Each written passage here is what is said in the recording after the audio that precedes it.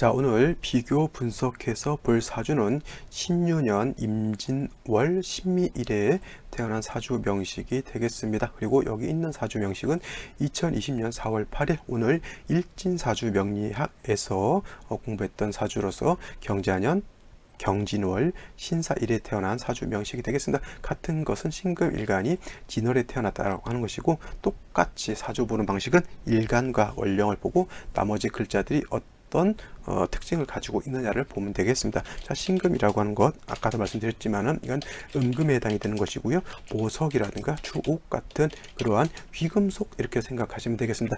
내지는 아까도 말씀드렸던 새신부, 이제 결혼식에 들어가는 새신부, 아름다운 새신부 내지는 새신부가 입는 드레스 같은 거 있죠. 아주 깨끗해야 되겠죠. 피가 묻으면 신부가 입는 드레스는 의미가 없습니다. 맑고 깨끗한 그러한 드레스를 입어야지만 신부가 돋보이게 되겠죠. 신금이라고 하는 것은 바로 그와 같은 것이고요. 항상 맑고 깨끗함을 유지하는 것이 신금의 가장 중요한 포인트가 된다. 그래서 신금이라고 하는 것은 중요한 건 임수로서 사시사철 도세족하는 것이 중요하다라고 볼 수가 있겠습니다. 그래서 임수 보는 것 중요한데, 자, 중요한 것은 일단은 임수의 특징을 알았다라고 하면 그 임수가 어느 월에 태어났느냐를 또 봐야 되겠죠. 자, 신금일간에 태어난 월령은 진월이고요. 진월. 자, 진월이라고 하는 것은 중요한 건 토왕절 있다라고 하는 겁니다. 자, 지지 4개월 중에서 토가 왕한 계절은 어느 계절이냐면 진월, 술월, 축월, 미월이 다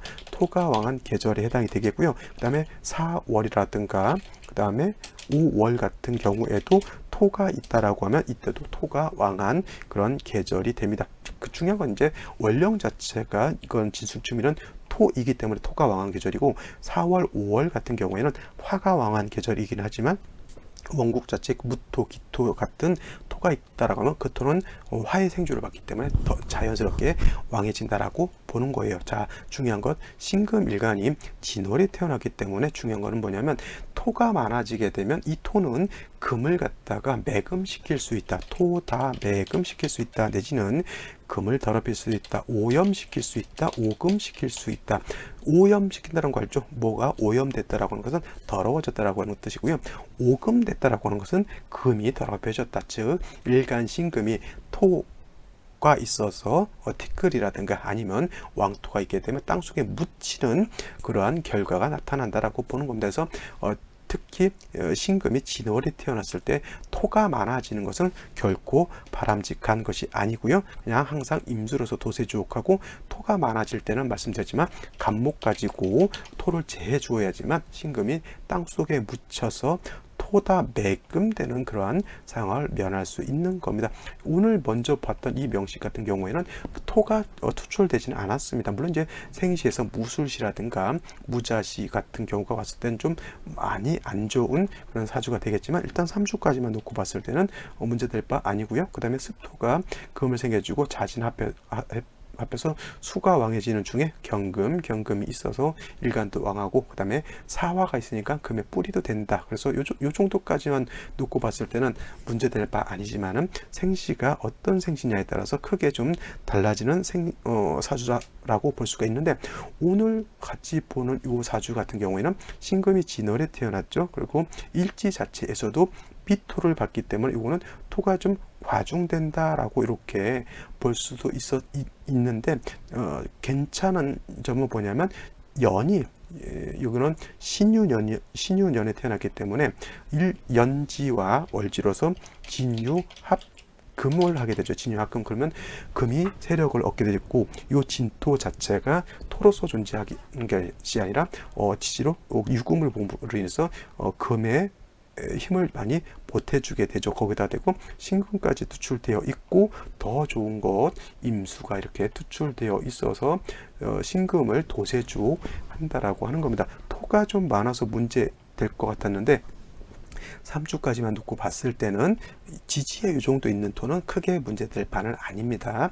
그리고 임수 자체가 진에 뿌리를 둘 수가 있겠고, 그 다음에 금이 있어서 또 임수를 생주해 주기 때문에 이 임수 자체도 수원이 튼튼한 그런 임수이기 때문에 능히 신금을 도세주옥해서 신금을 반짝반짝하게 광나게 할 수 있는 그러한 글자다라고 볼 수가 있겠죠. 그러니까 이제 이런 사주 같은 경우에는 생시가 어떤 생시를 만나느냐에 따라서 더 좋아질 수도 있고 나빠질 수도 있는데, 만약에 이러한 경우에 갑오시 같은 경우를 이렇게 만나게 되면 저는 이런 걸 나쁘게 보지 않는 게 뭐냐면, 요 진토, 요 미토가 있어서 약간 탁해지려고 하는 그런 기운이 있다라고 하면, 요 간목이 투출하게 되면은 토가 와가지고 신금을 더럽히거나 내지는 임수를 탁하게 만드는 것을 간목에 절제시켜주고 통제시켜줄 수 있는 그런 것이고, 그 다음에 오미에 합하게 되면 이거는 화가 있기 때문에 이 화라고 하는 것은 신금을 극해하는 것이 아니라 이렇게 금수가 왕해졌을 때는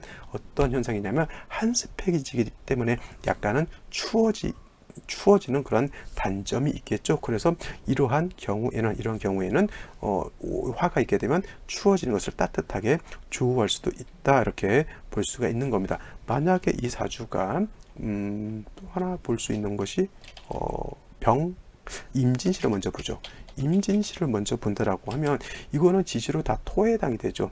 물론 이제 그래서 이 사주 같은 경우가 연주가 신유금이 있다라고 하는 것이 어떻게 보면 신의 한 수가 아닐까 싶어요. 그래서 요 토라고 하는 것을 금 쪽으로 당겨 가지고 일간의 뿌리를 만들고 상관 임수의 뿌리를 만든다라고 하는 것이고, 미토라고 하는 것은 이게 약간 건토에 해당이 되기 때문에 큰 의미는 없는데, 다시 임진시가 된다라고 하면 이것도 습토에 해당이 되면서 이 수는 여기도 뿌리는 들 수 있습니다. 단 여기에 뭐가 문제가 되냐면 토가 좀 지지로 많은 거예요. 천간으로 투출되지 않은 것은 좀 다행이긴 하지만, 예를 들어서 이 사주가 지지로 예를 들면 병술운이 온다라고 하면 진술충이 되게 되면 완전히 이거는 산사태가 일어나가지고 사주가 크게 흔들리는 거하고 똑같습니다. 그래서 신금 같은 경우 이렇게 토가 많은 것은 그래서 원국 자체에서는 크게 아직은 문제될 바는 아니다라고 볼 수 있겠지만은, 대운에서는 언젠가 한 번은 이렇게 좀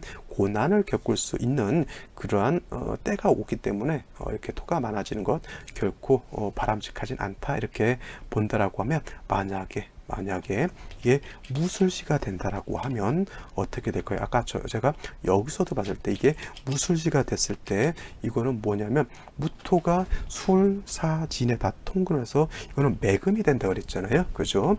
그래도 경금이 있어서 그나마 조금 낫긴 하죠. 이것도 마찬가지예요. 물론 연에 신유금이 있어서 진유합금하고 이 임수가 금의 생주를 받아서 나쁘진 않죠. 근데 중요한 것은 이렇게 무술토가 투출하게 되면 이 무토라고 하는 것은 물론 이제 합한다 하더라도 원령 자체가 토왕절인 것은 뭐 변함이 없는 것이니까 진, 미, 술에 다 통과를 하게 되면 이거는 굉장한 왕토에 해당이 되고요. 아까도 말씀드렸지만 무토는 신금을 이거는 거의 매금을 시킵니다. 매금을 시키게 되고요. 그 다음에 임수를 어떻게 돼? 극해해버리죠. 극해서 임수를 갖다 파극하려고 하는 것이다. 이 사주의 가장 큰 병은 뭐냐면 바로 토가 왕해지는 것이 문제고, 더 중요한 것은 무토가 투출되어 있는 것이 가장 큰 문제다라고 보여지는 겁니다. 그러면 다시 토가 왕해지는 인성운을 만나게 되면 좋지 않겠죠. 어떤 분들은 뭐 정인이 있으니까 좋다 이렇게 보시지만, 이 사주는 인성 때문에 인성이 너무 많아서 매금되는 그러한 것이 굉장히 안 좋은 것입니다. 지금 병술대운 아까 얘기를 했지만은 이 사주는 이미 기축대운 오게 되면 어떻게 돼? 이거 굉장히 기축은 음토이긴 하지만 천간두토, 지지두토, 토가 왕하죠. 이렇게 되면 유축합할 것도 같긴 하지만, 자, 진술충 미토가 완전히 구전이 되면서 충미충까지 일어나게 되면 왕토가 완전히 와르르 무너져 내리는 거하고 똑같습니다. 거기에서 세우마저도 임진년이라고 하면 임수가 들어오긴 하지만, 이 임수는 뭐예요? 이 무토에 의해서 다 파극돼 버리는 그러한 것. 그 다음에 진토까지 오게 되면 이거는 진술충, 다지, 충미충의 진술충까지 토가 완전히 산세태가 크게 일어난 거하고 같다, 이렇게 볼 수가 있겠죠. 좋을까요? 나쁠까요? 당연히 안 좋죠. 그래서 이 기축대운 임진년 때 교통 사고를 당해서 중추신경 마비를 당한 그러한 사주가 되겠습니다. 그래서 신금 자체, 제가 항상 신금은 토가 많은 것을 좋아하지 않는다, 토가 많은 것을 좋아하지 않는다, 크게 많이 좀 강조를 했잖아요. 그래서 토가 많아서 문제인데, 토가 없었을 때 잠깐 오는 것은 크게 문제가 되지 않지만, 이렇게 토가 원국 자체에서 문제가 되는데 대세운에서 토가 가중되면 역시나 이런 경우에는 큰 해를 당할 수 있다. 인성이 와서 문서를 잡고 인성이 와서 뭐 부동산 거래라고 이런 개념이 아니라고 하는 것 꼭 명심해 두시기 바랍니다. 오늘 같은 명시 꼭 한번 기억해 두셨다가 다른 사주 볼 때 꼭 한번 참고해서 봐주시면 큰 공부가 되지 않을까 이렇게 생각해 봅니다. 자, 오늘은 여기까지 설명드리고요. 저는 내일 또 찾아뵙도록 하겠습니다. 감사합니다.